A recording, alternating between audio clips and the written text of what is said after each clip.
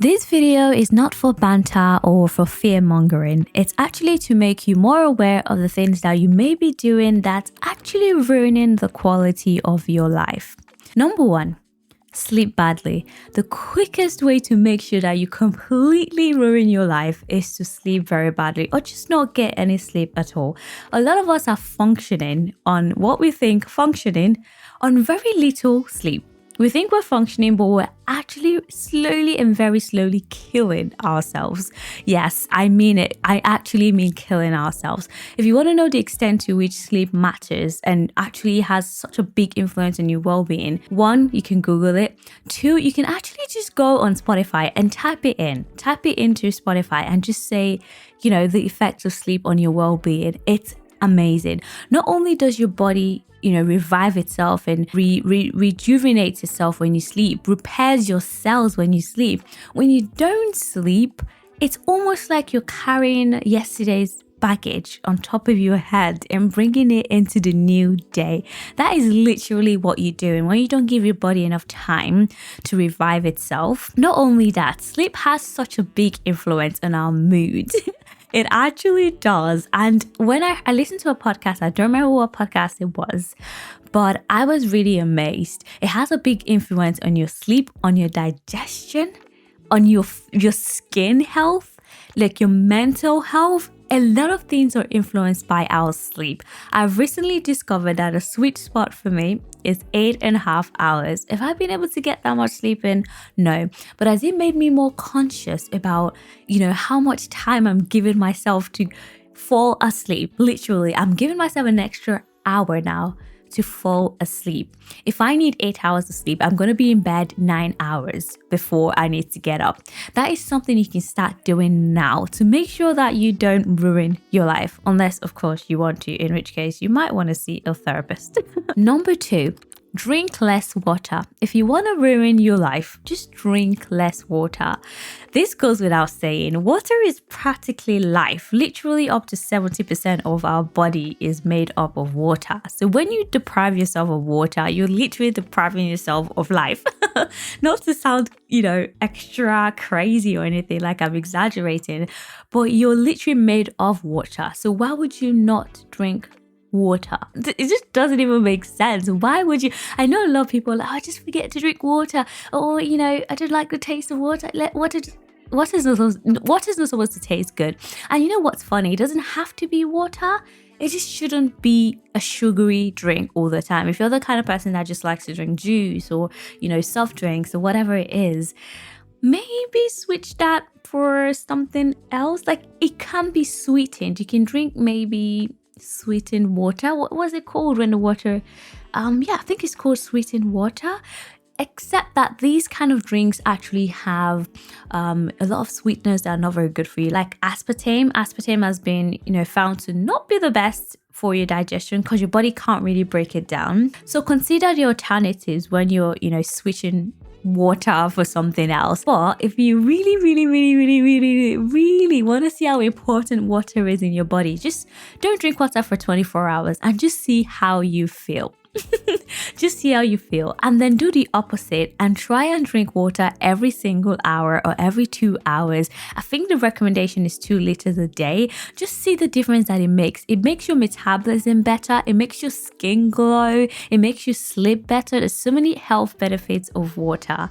So why not just do it? It's like, a lot of us forget to do it, but why not just set an alarm? I know my sister has some kind of notification on her phone every hour to take some water, I think, if I'm not wrong. I know she had that at some point in her life. I don't know if she still does, but that is something you can literally change now. Set a reminder on your phone every single hour to drink water. Number 3, sit still and be docile all day. Don't move. Just be a couch potato. Go from your desk at work to your couch in the living room and just do nothing, no movement at all day, and see how that affects your mood. After you do that, don't come to me and then say you're sad. Of course, you're not going to come to me. You don't even know me. But don't go around saying, I just feel some kind of way today. I'm just in a mood today. I just don't feel good. Of course, you're not going to feel good. The importance of exercise cannot be understated. Just moving your body alone has such an influence on our mood. Your body releases endorphins when you exercise, when you move your body. So when you don't move, you're depriving yourself of all these feel-good neurotransmitters. You're depriving yourself of all these hormones that make you feel good. Not only that, when you exercise, when you move your body, you're actually aiding your digestion. Again, a lot of these things are linked to metabolism and digestion. You're aiding your digestion. You're, allowing oxygen kind of like circulate throughout your body, allowing blood to flow throughout your body. Also, it's just good for your physique. When you look good, you feel good. So when you don't move and you don't work out, then you don't look good and then you don't feel good. Think about it. Number 4 on the nutrition and health, wavelength. Eat very badly. Eat very badly. Maybe skip breakfast and just drink coffee until it's lunchtime. And then when it's lunchtime, eat some burgers and fries and any greasy, oily food, and then have maybe some ice cream for dinner or some random thing that you don't even know what's in it for dinner, right? Come on now. I actually noticed this a lot just with myself. First of all, it comes out in my skin. When I eat a lot of greasy things or sugar is the enemy. Sugar is actually my personal enemy because I'm such a sweet tooth. And I've just noticed that the times when I consume so much sugar, I feel like crap. I legit feel like crap. My skin feels like crap. I'm not sleeping well. When you don't eat well, you actually do not sleep well. Research it and see if I'm lying. You actually don't sleep well. Same with water. When you don't eat and drink well, you don't sleep well. Did I not just say sleep has a massive influence on your health? Do you see all of these are interrelated? All right, let's move on to number 5 now. Don't get any sunlight. Don't go outside at all. Don't get vitamin D. You know that just the sun, just being in the sun itself, or even just the appearance of the sun, just the sight of the sun, actually releases neurotransmitters in our body. It releases serotonin. You know how people say they have seasonal, disorders, seasonal affective disorders. I think that's what it's called, SAD. Is when it's all dark and gloomy in the winter and people just have a depressed mood. It's a real thing.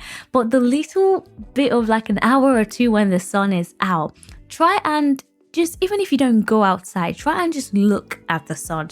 Don't shut all the blinds in your house and close all the windows and have everything be pitch black. How will you not be depressed that way? If you can't physically go outside, and not a lot of health gurus will be like, run out of your house every day and try to get 2 minutes of sunlight, on your face before anything else in the morning. That is so unrealistic for a lot of us. I am literally running to get the tram every day, last minute. I'm lastminute.com with everything. So I do not see a world where I'm getting up to get sunlight every single day.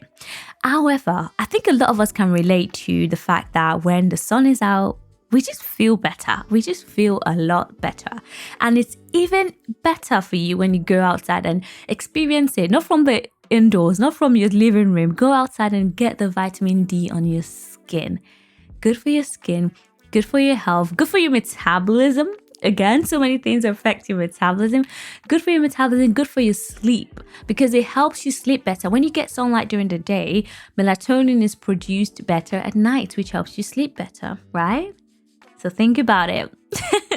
Go outside and get some vitamin D. Number 6, don't talk to your friends or family. In fact, don't talk to everyone. Don't talk to anybody. Don't just stay by yourself. Be lonely in your room, secluded 24/7. If you watched my last video about what makes us happy, you will see that I said that the quality of our lives is determined by the quality of our relationships.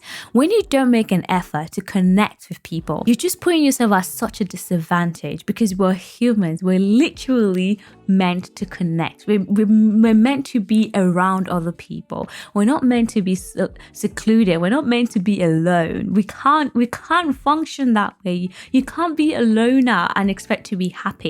It's facts. I didn't make it up, okay? So even if you're introverted, maybe get online and have friends online, right? I mean, it's a lot better when you meet people in real life and hug people in real life and speak to them in real life. But if you can't do that, perhaps you can make some friends online. Make some pen pals, maybe. Join some kind of like Twitch, gaming system thing. Whatever it is, just make sure that you're connecting with people. So the moment you stop connecting, you actually stop feeling. And if you stop feeling, you may as well just be dead. Because the point of life is actually to experience different emotions. Like if you're not feeling anything, I hate to say this, but you may as well be dead. Because the only people that can't feel anything are probably psychopaths and people that are dead. So what's the point of being alive if you're not going to feel, if you're not going to connect with someone? Just think about it. I keep saying think about it, but these things to just go without saying, but perhaps you haven't actually taken time to think about it. So call your friends, call your family, call anybody. It can be anybody. Even if you have a dog, maybe talk to your dog. I know a lot of people do this, but it's for a reason.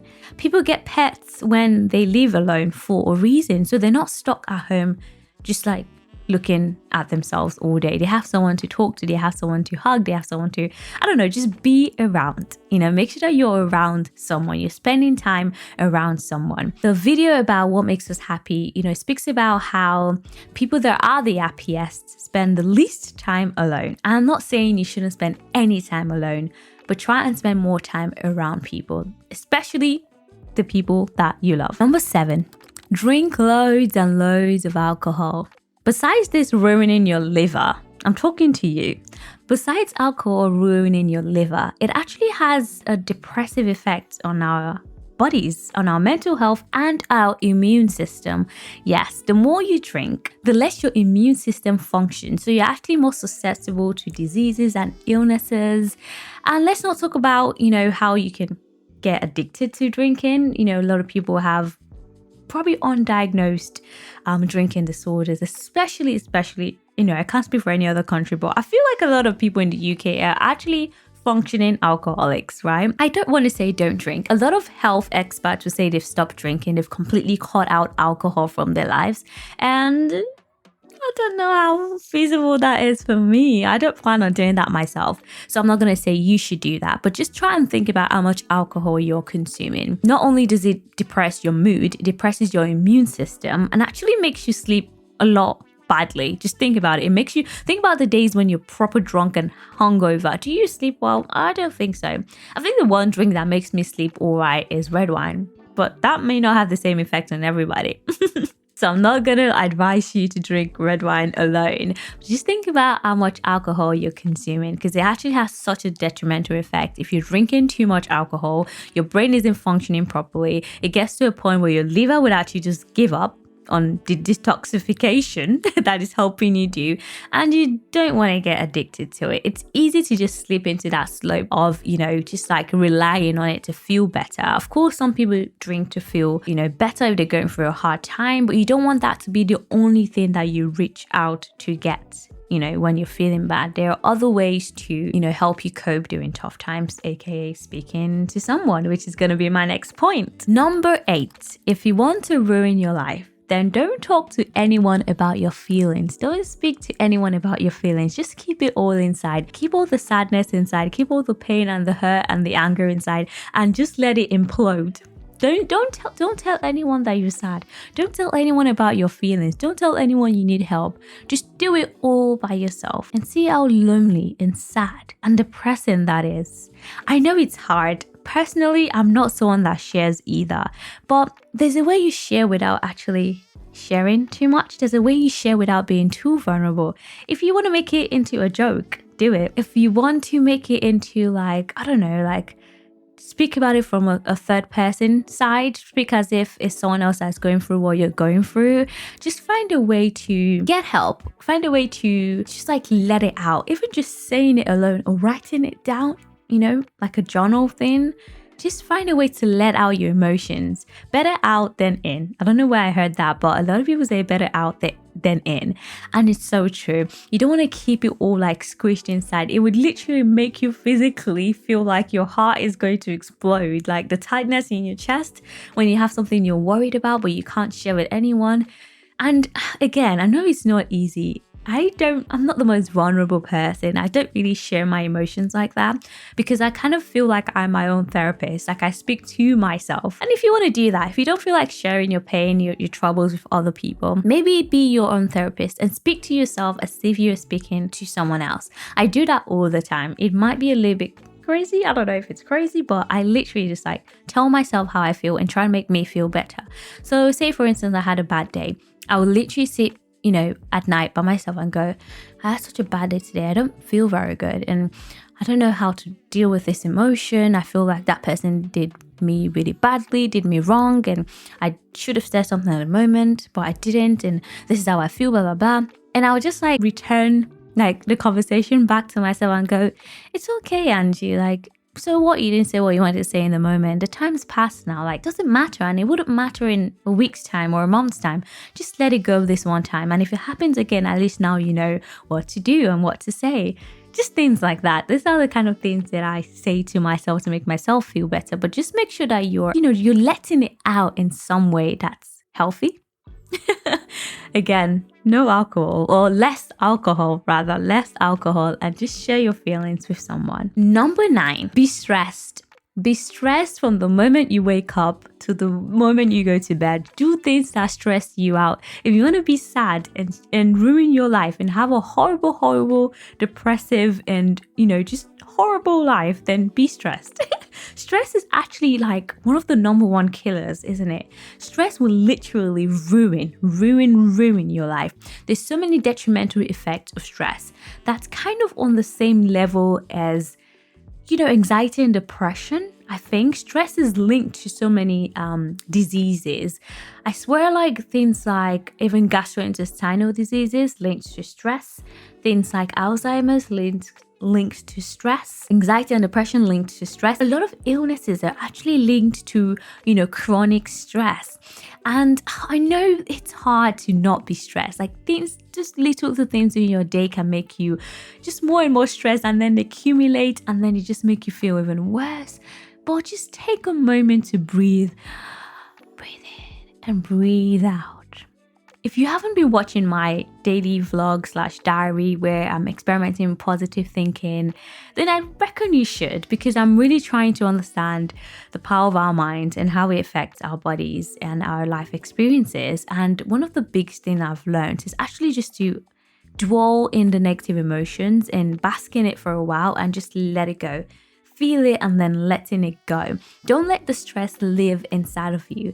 Don't let the stress sink in too deep, because I don't know, like the subtle art of not giving a is something that I spoke about in the second episode, and it actually just like it really has been changing my life personally. Just the ability to care less about the mundane things, and even sometimes the big things, like things that are stressing me out. I just try to not really think about it. I just try to just let it go, and it's hard. It's easier said than done, of course, but it's practice. Practice makes perfect. The more you think about it, the more you try, the more you work on it, the easier it will get for you to just stress less about at least the things you can control. Just try and be less stressed about those things. Number 10, be single forever.